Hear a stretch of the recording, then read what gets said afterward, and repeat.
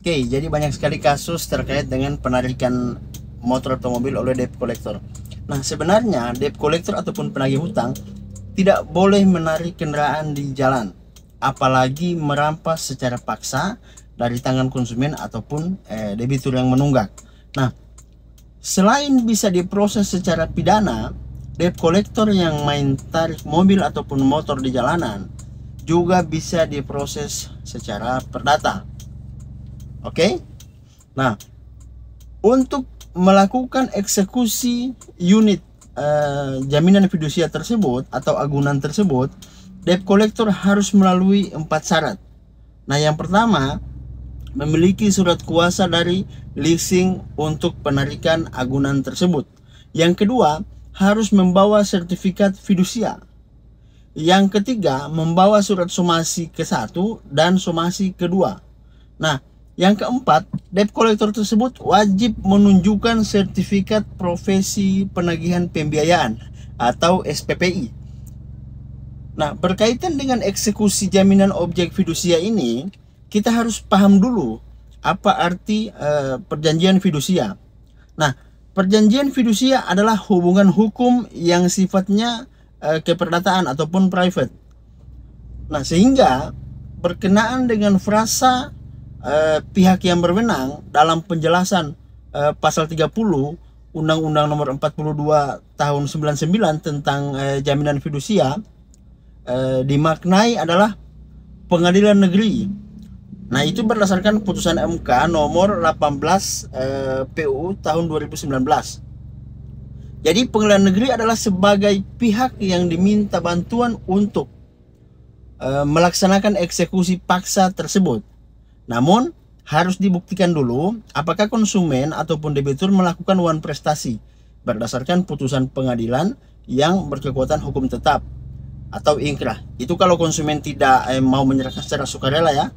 Nah, jadi harus pengadilan yang melakukan eksekusi paksa apabila konsumen ataupun debitur tidak mau menyerahkan unit secara sukarela, bukan debt collector.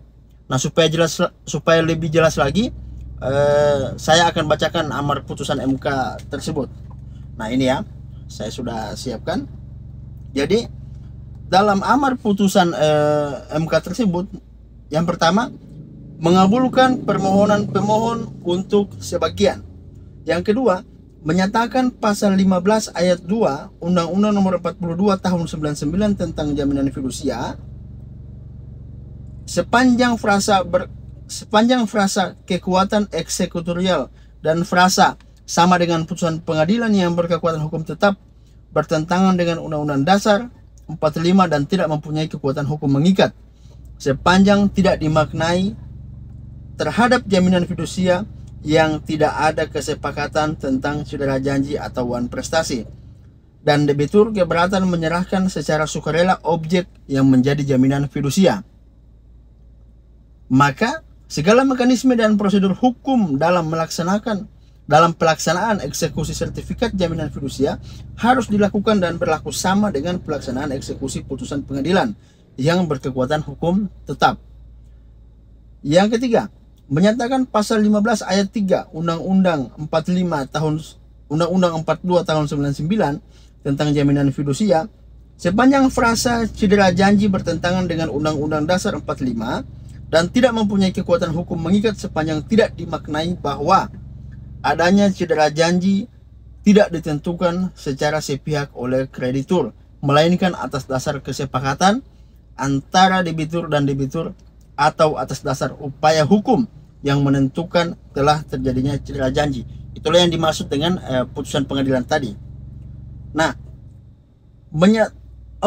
menyatakan penjelasan pasal 15 ayat 2 Undang-Undang 42 tahun 99 tentang jaminan fidusia sepanjang frasa kekuatan eksekutorial bertentangan dengan Undang-Undang 45 dan tidak mempunyai kekuatan hukum mengikat sepanjang tidak dimaknai terhadap jaminan fidusia yang tidak ada kesepakatan cedera janji dan debitur keberatan menyerahkan secara sukarela objek yang menjadi jaminan fidusia, maka segala mekanisme dan prosedur hukum dalam pelaksanaan eksekusi sertifikat jaminan fidusia harus dilakukan dan berlaku sama dengan pelaksanaan eksekusi putusan pengadilan yang telah berkekuatan hukum tetap.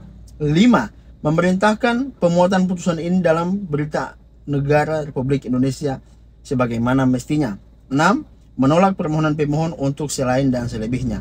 Demikian diputus dalam rapat permusyawaratan hakim oleh 9 hakim konstitusi, yaitu Anwar Usman selaku ketua merangkap anggota, Aswanto Suhartoyo, Idewa Gede Palguna, Eni Nurbaningsi, Arif Hidayat, Manahan MP Situampul, Saldi Isra, dan Wahidin Adam, masing-masing sebagai anggota pada hari Senin tanggal 25 bulan November tahun 2019, yang diucapkan dalam sidang pleno Mahkamah Konstitusi terbuka untuk umum pada hari Senin tanggal 6 Januari tahun 2020.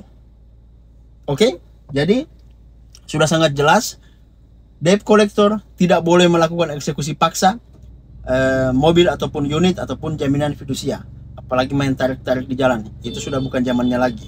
Jadi kalau ada hal yang demikian, silakan debitur ataupun konsumen melakukan upaya hukum, gugatan di pengadilan ataupun melalui proses pidana. Tapi saran saya lebih baik kita upaya hukum perdata supaya hak-hak keperdataan kita bisa kita dapatkan kembali. Oke, demikian. Terima kasih.